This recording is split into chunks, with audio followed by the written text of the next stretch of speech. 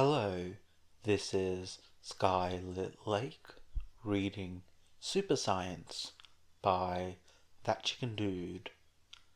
Chapter 55. Save the Date. Chopper! Izuku yelled to an obviously sleeping Chopper as he burst to his desk, glasses nearly falling off his face. I wasn't sleeping on the job, Chopper exclaimed while waking up and yelling back. What? Izuku asked. What? Chopper said back.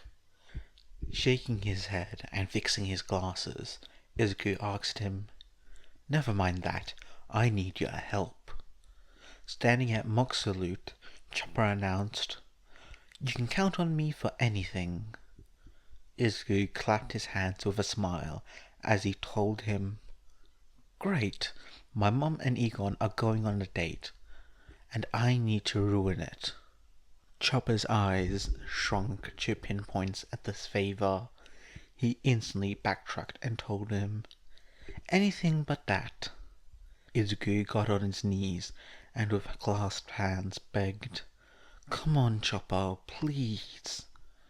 Chopper crosses his arms and shakes his head as he asserts, No way. I'm not getting involved in someone else's love affair. Plus, he's my boss. So am I, Izuku pointed out. Chopper sweat dropped at him, trying to strong-arm his company position. With a sigh, he told him, Look, Izuku, your feelings are valid over the situation you're in, but I'm not helping, and there's no way you can convince me, he said flatly while turning away and crossing his arms. I'll pay you, Izuku said in a sing-song voice. Pay me with what? Chopper asked while peeking over his shoulder in curiosity. Cotton candy, Izuku sang as he pulled out a huge wad of pink cotton candy from somewhere. Seeing his expression right after, Izuku knew he had found the ticket. So too did Doctrine.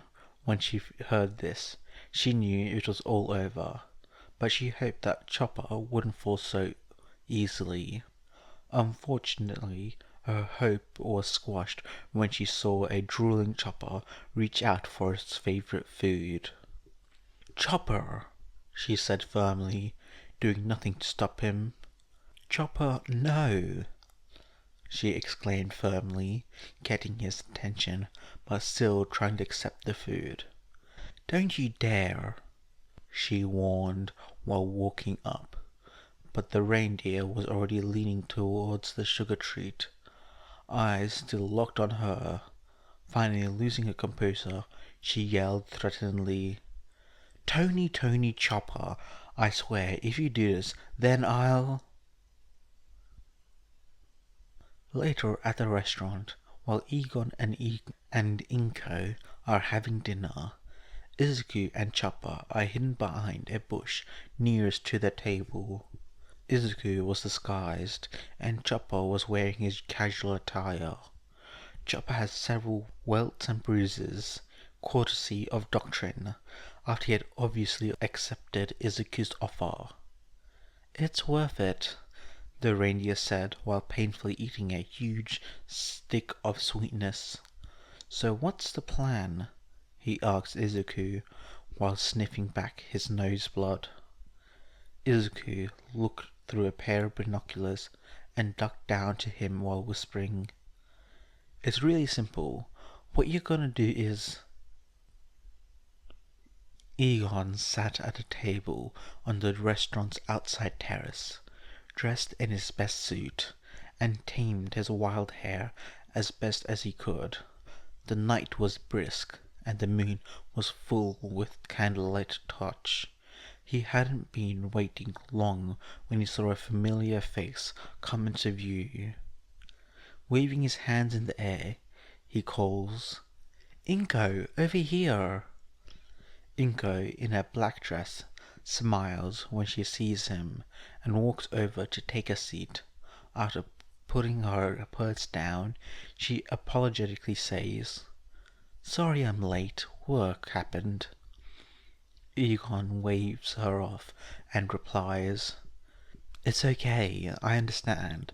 With all the craziness going on at the facility, I mean, we're only days away from finally sending off Torchwood to Pacifica." Ingo puts on a worried expression that soon changes to relief as she says, "I heard about that from Izuku. I can't believe you took down the Yakuza. In the end, I'm just glad you're safe." Egon nods and says, "Me too. I got here a few minutes ago. I hope you don't mind, but I got us some wine." He motions to the bottle. Looking it over, she smiles and says, "Oh, this is my favorite brand." "Really? Mine too," Egon says excitedly. Meanwhile, back with the teens, Izuku was making a barfing face while stating, "Ugh, just look at them, it's disgusting." "I'm not one for human romance, but I think it's kinda sweet," Chopper says, putting his hoof to his chin and wiggling in happiness. Izuku cracks his neck to his friend and demands, "Whose side are you on?" Chopper looks around, then to the ground, and finally at his incentive, where he holds it out and proclaims, "Cotton candy," leading Izuku to sweat drop in return. Back with the adults, after chatting, laughing, and sipping their wine, Egon reached behind his seat and said, "I hope you don't mind, but I got you a little something." Ingo blushes while waving him off and says, "Oh, Egon, you didn't have to get me any gift." "It's not anything physical," Egon chuckled as he brought out a lute. Realizing what he meant, Ingo asked in surprise, "You can play?" Egon nods and tells her, "When I was young, but I picked it back up recently. I thought I'd do the cheesy romantic thing and serenade you." "Well, I've never been serenaded before, so I'm excited," Inko said with a blush and a smile as she leaned in, waiting for Egon to tune the instrument. Once he did, everyone seemed to go dead silent the moment he sang. Despite being a scientific level recluse, Egon had a knack for songs, and so he sang, "These scars long have yearned for your tender care, to bind our fortunes down what stars hone. Rend my heart open, then you love profess, a winding, weaving fate, to which we both atone. You flee my dream come the morning, your scent berries tart, lilac sweet. To dream of forest locks and twisted stormy, of emerald eyes glistening as you weep. I know not if fate would have us live as one, or if by love's blind chance we've been bounded. The wish I whispered when it all began, did it forge a love you might never have found? You flee my dream come the morning, your scent berry tart and lilac sweet. To dream of forest locks and twisted and stormy, of emerald's eyes glistening as you weep." The whole restaurant, inside and outside, was completely shocked into silence. Done couples and people by themselves were weeping, embracing, or feeling the passion once again and making out. Inko was misty-eyed throughout the whole thing. After wiping her eyes dry, she said, "Oh, Egon, That was the most beautiful thing I've ever heard. Egon gave a dorky smile and said, I'm glad you liked it, because I practiced really hard. Back behind the bushes, Izuku was making a WTF expression mixed with nausea, while Chopper was trying and failing to hold back tears.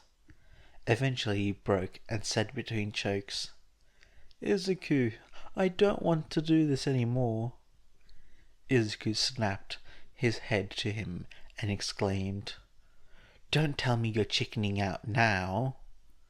But their love is so pure, Chopper babbled out in a loud sob, only for Izuku to tackle him to the ground, cover his mouth, and hiss at him. Keep your voice down. After putting his lute away, Egon saw how drastically Inko's expression changed. Now she looked distant and stressed. Observing this aloud, Egon asked, What's wrong, Inko? You looked stressed. Is it work? She shook her head. Is it you-know-who? Egon guessed after a moment of thought. This time she nods. I can only guess that he has brought up his displeasure with our relationship. He guesses again with a sigh, getting another nod. He sighed again as he slumped over and guessed. And you're not bothered by our relationship. You're bothered that he's so bothered by it, right? This time she looked away misty-eyed and nodded. Inko, do you want to break up? Egon asked out of the blue. Inko's eyes shot open wide, and in moments she exclaimed, What? Izuku and Chopper also exclaimed it, but both quickly ducking back down before they were spotted. After shrugging off the other two voices, Egon went on to explain himself. I get it. He's your son, and you want to make him happy. He may be a teenager, but he's still a kid that needs his mum. You're his norm, and always have been. And then I came in and threw a wrench in that norm, and it makes him feel threatened. Egon took Inko's hands in his, making the woman shudder. She sighed a breath of sadness, holding back her emotions as she said, I didn't know how to bring it up, or if I should. Egon smiles at her, gently stroking her strained and tired fingers as he tells her in a soft, soothing voice, It's okay, Inko. I understand. You're doing this for him, to make him happy. He's not going to be okay with us overnight. Inko sniffles back her emotions and admits to him, I haven't been this happy or in love with another person in such a long time. I thought Izuku was old enough that he didn't need me emotionally. I guess I was wrong. I guess my son just isn't ready yet, despite all he has done and accomplished. Izuku hears this and suddenly feels his emotions, morality, and ego clash with one another, making him feel a sick sense of guilt. I am happy being with you, she tells him with a teary smile, looking up into his eyes. Egon smiles softly at her and assures her, It's okay, Inko. We can wait until he is, or until one of us finds someone else. Inko reaches across the table and hugs him. Before the two sit down, she begins to tell him, Thank you for understanding, Egon. You're such a good man. I wish you could... No! Izuku exclaimed as he burst from the bushes and ran towards their table. Shocked and scared half to death by this, Egon fell out of his chair and exclaimed, What? Huh? Izuku! Inko questions as the teen runs into her arms and begins to cry like a baby. "I'm sorry," he sobs like a broken mess. After sobbing for a bit and sniffling enough to speak, he says between choking sobs, "I promise I won't get in the way of your relationship anymore. I approve of it. Please don't be sad, Mum. I want you to be happy as well." Inko's eyes soften as she holds her son and says, "Oh, sweetie." The two Midoriyas embrace as Egon sits back in his seat after collecting his nerves. Once seated, he looked to the bush Izuku bolted out from and said, "You can come out, Chopper. I know you're there." "How?" Chopper asks as he comes out from the plant. Initially, Egon's face was surprised at seeing the poor animal's state, until he realized that it was from Doctrine, who was no doubt trying to stop him from being bribed by the cotton candy in his hoof. So he calms himself and says, "This place smells exotic meat dishes. One of them is reindeer." Chopper freezes up and he stares at the man in horror until Egon bursts out laughing and assures him, "I'm just kidding. I could smell the candy floss in your hand." Chopper looked at the sweet treat in his hoof and then blushed as he tried to hide it behind his tiny body, making Egon chuckle. After calming himself down, Izuku stands up and shuffles his way to Egon with watery eyes and apologetically says, "I'm sorry, Egon, for everything. I was being childish and selfish, and not thinking about how you two felt." Egon half smiled before telling him, "Well, you still are a child, Izuku, and you're definitely right in saying you were selfish." "Egon!" Inko exclaimed. Egon shoots a look at her and exclaims back, "What? Do you want me to coddle him and say he wasn't? The boy's got to learn one way or another, and I am no sugarcoater. Plus, I had to deal with the brunt end of his complaints at work." Inko sighs, exasperated.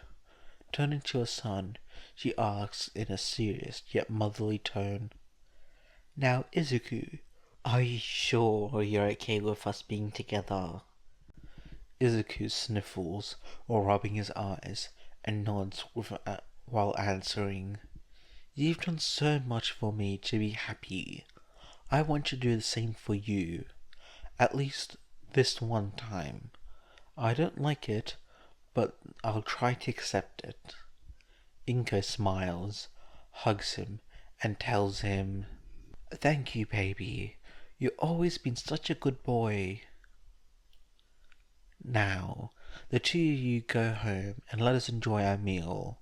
Egon shoos the two boys off, to which they do, after giving another apology and goodbye. Once the two boys were out of sight, Inko released a breath she had been holding and exclaimed, "I can't believe that worked." "I can," Egon said with a chuckle. Inko waved herself down and took a sip from her glass, with a guilty look. She admitted, "I feel bad for fooling him like that. As my late mother would say, emotional manipulation is one part of parenting," Egon told her, holding up his finger as if making a point. "That's not a good saying, but I understand it at the very least," Inko tells him, while her sweat dropping. "But enough of that." Egon changes the topic as he holds up his glass and asks, "To us?" Inga smiles as she holds up her own, and clinking it against his, she agrees. "To us." Later. "Thank you so much for a wonderful time, Egon." Inko thanked him after they left the restaurant, stomachs full of amazing food. Anything for my girlfriend, Egon says back in a happy tone, with Inko's arms intertwined with his. Next time I'll treat you, Inko offered. And serenade me? Egon suggested while wiggling his eyebrows at her. Oh, hush you, Inko playfully slapped him. Inko! A female voice shouted from behind them. Turning around, they were met with the sight of two well-dressed people, both of whom Inko recognized as she squeezed Egon's hand. The woman was blonde with red eyes, wearing a red dress, while the man had brown eyes and hair and was wearing a three-piece suit. Mitsuki? She said back in a mix of confusion and fear. Mitsuki ran up to her, grabbed her arm, and said in a chipper tone, I haven't seen you in so long. How have you been? I'm great, Inko replied in a distant tone. Mitsuki's expression changed from happiness to sorrow as she asked, Inko, what's wrong? Please tell me. You're practically ghosting me. Was it something I did? A tearful expression came upon her face. Inko practically jumped at the sight of this and quickly reassured her, waving her arms. No. It was nothing you did. It's just a lot to unpack. Egon then placed a hand on her shoulder and told him, Then maybe this is the time to unpack it. Inko looked to relent easily as she placed her head down, and seeing this and getting the wrong idea, Mitsuki demanded, Who the fuck are you? Mitsuki, her husband Masaru warned her. Mitsuki took a step back and corrected herself. Oh, sorry, whom the fuck are you? No, he exasperated. By the gods, Inko, I can see why she's your friend. I already love her, Egon whispered to her with a smile as she smiled. He then stuck his hand out to them and introduced himself, saying, Professor Egon Cristallo, and you must be Mitsuki and Masaru Bakugo. Inko speaks highly of you two. Before either of them could shake, they both halt for a moment in shock until Mitsuki asks, Professor Egon? As in that Professor Egon? Do you know any others? Egon jokingly asks back. No, Damn, Inko, what kind of bait were you using to snag this catch of the day? She asked with a congratulatory backslap. Mitsuki! Inko shouted in embarrassment. She used her curves. All her curves, Egon told them while making motion with his hands. Egon! She shouted at him, getting even redder as she hid her face. Holy shit, Inko! I love this guy already, Mitsuki said with a laugh and a playful punch on his ribs, making Egon reel back and rub his side. After rubbing away the pain, Egon took a more serious tone and told them, But on a serious note, I think you two should seriously talk. Don't worry about us men.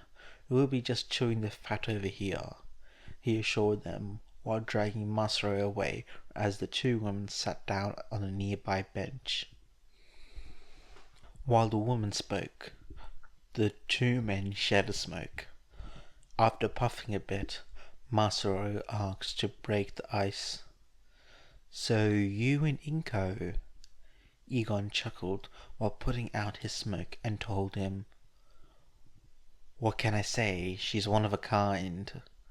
I thought I'd never find love and then she just showed up. Huh, sounds like me and my wife, Masaru said back with a chuckle.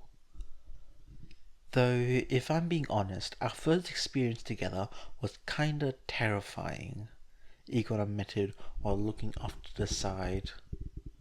Sounds just like me and my wife, Masaru admits with a small laugh before divulging.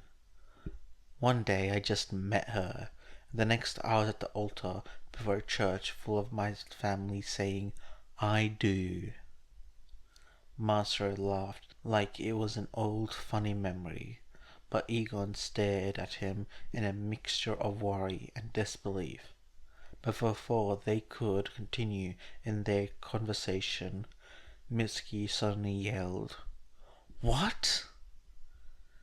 And there it is, Egon stated as the two of them walked back to the woman. Once they returned, Inko was on the verge of tears. Mitsuki looked distraught as she held her hands and asked her in disbelief, Inko, why didn't you tell me all this sooner? A tear ran down her face as she confessed to her friend. I just couldn't, or I didn't know how to. I just don't know. I learned about it the day you called me, and I didn't know how I felt, so I tried putting distance between us so I could sort out my feelings, but I don't think I have. Mitsuki hugged the woman and in a shaky voice apologized. Inko, I'm so sorry. This is all my fault. I should have been a better mother and noticed what happened between our kids. Inko nearly broke down hearing this and hugged her back while saying, It's not your fault, Mitsuki. I don't know either until I was told. And besides, it's society's fault for putting that toxic mindset into him his whole life. I still should have done better. Mitsuki hugged her tighter. Please don't say that, Inko told her, returning the tightness. After the two embraced for a while, they broke apart and began to wipe away their running makeup. After that, Mitsuki proclaimed, I'm gonna make this up to you, Inko. I may not be able to bridge the gap between our kids, but I can still whip that kid into a proper adult. Inko smiled at the offer and watched as she sat back. She rubbed her head and groaned. There's just the problem of his training. Training? Everyone asked. The Hirokosa Iwa engages in a full training event throughout the summer break, and Katsuki has his full attention on it, so much he's blocking out everything else around him. Mitsuki explained in a complaint while rubbing her temples and following up saying, I swear that kid has the most stubborn personality and tunnel vision. Sounds just like you, Inko jokes. Oh, I wish he took after Masaru more than me, Mitsuki complained as she slapped her head, making Masaru smile. Once he's back home and out of the funk of his, I'll sit him down and set him straight, she promised with fiery resolve. Thank you, Mitsuki, Inko said in a small, happy voice while taking her hands. Mitsuki embraces her friend again and tells her, Of course, Inko, you're my best friend in the whole world. I don't know what I'd do without you. I'm glad this has a happy ending between you two, Masaru said with a happy tone. It's enough to make a grown man cry, Egon said, wiping his eyes with his sleeve. After the two let go of each other, Mitsuki suggested, Let's get together sometime for a girls' outing. That sounds wonderful, Inko agrees. And then maybe a double date, Mitsuki offered again. Oh, I've never been on a double date, Egon stated excitedly. And then you can give me all the juicy details about how you and he, Mitsuki whispered to Inko in a low, saucy tone, only for the woman to go bright red and yell while covering her face, Mitsuki, please! Now I really like her, Egon proclaimed as she and Egon high-fived, making Masura and Inko laugh. The two women stood up from the bench and went to the sides of their men as Mitsuki told Inko, "We'll talk soon, Kay?" Inko agrees with a nod and tells her, "Yeah, talk soon. Have a good night, Mitsuki, and you too, Masuro." After they said their goodbyes for the night, the two couples parted ways to their respective homes. That night mended the many strained relationships.